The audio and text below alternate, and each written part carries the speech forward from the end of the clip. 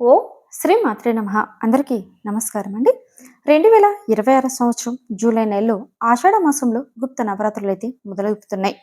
ఈ నేపథ్యంలో మనకి మొదటి రోజున అమ్మవారి యొక్క అలంకారం ఏమిటి, ఏ నైవేద్యం సమర్పించాలి, ఏ రంగు చీర అమ్మకు ధరింపజేయాలి, ఏ పువ్వులతో పూజించాలి, ఏ మంత్రాన్ని జపించాలి, ఈ రోజు పూజ చేసుకోవడం వల్ల వచ్చేటువంటి పూజ ఫలితం గురించి ఇవాళ వీడియోలో వివరంగా తెలుసుకుందామండి.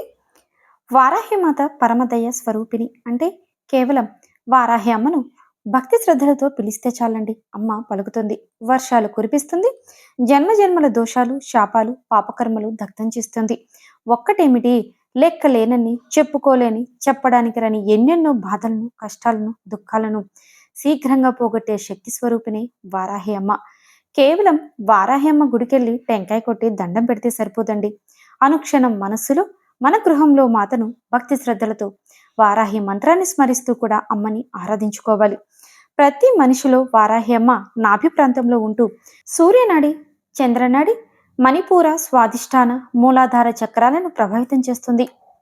మన ధర్మబద్ధమైన కోరికలు అన్నింటినీ నెరవేర్చుకోవడానికి కావలసిన ఆధ్యాత్మిక, ఆర్థిక, శారీరక, మానసిక అపార జ్ఞానం, వాక్ చాతుర్యం, ముఖ ఆకర్షణ శక్తిని, బాహ్యముఖ సౌందర్యాన్ని మరియు అంతర్ముఖ సౌందర్యాన్ని పెంపొందిస్తుంది. ఈ నేపథ్యంలో 2026 సంవత్సరం ఆషాఢ మాసంలో గుప్త నవరాత్రులు ఎప్పటి నుంచి ప్రారంభమై ఎంతవరకు ఉంటున్నాయి, ముఖ్యంగా మొదటి రోజున అమ్మవారి యొక్క అలంకారాల గురించి ఇప్పుడు చూద్దామండి.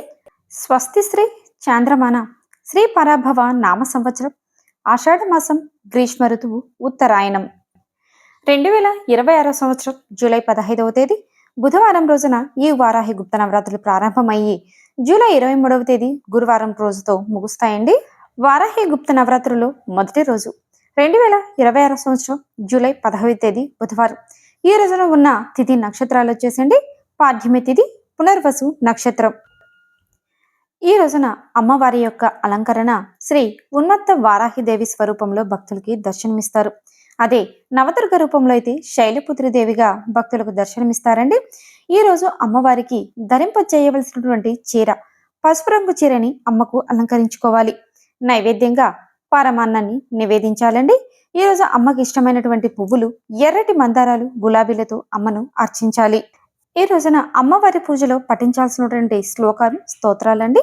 వారాహి అష్టోత్తరం, వారాహి ద్వాదశ నామావళిని, వారాహి అష్టకాన్ని పఠించాలి.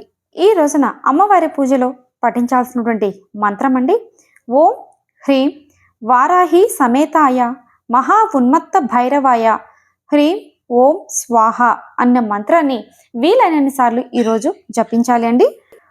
ఉన్మత్త వారాహి పూజ యొక్క ఫలితం: సర్వ విఘ్నములు, సమస్త ఆటంకములు, ప్రతికూలత నివారణ, భూమి స్థలం గృహం సంబంధిత వ్యవహారాలలో, దాయాదుల ఆస్తి తగాదాలు, కోర్టు సంబంధిత సమస్యలలో విజయం కోసం, ఇంటిలో వీధిలో పోరు సమస్యల నివారణ కోసం, భార్యాభర్తల మధ్య మైత్రి పెరగడం కోసం, అన్యోన్యత కోసం శ్రీ ఉన్మత్త వారాహి అమ్మవారిని ఆరాధించాలి.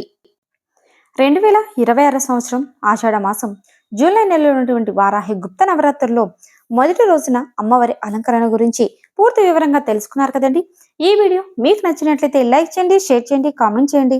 నెక్స్ట్ మరొక యూస్ఫుల్ వీడియోతో మీ ముందుకు వస్తానండి. అంతవరకు సెలవు.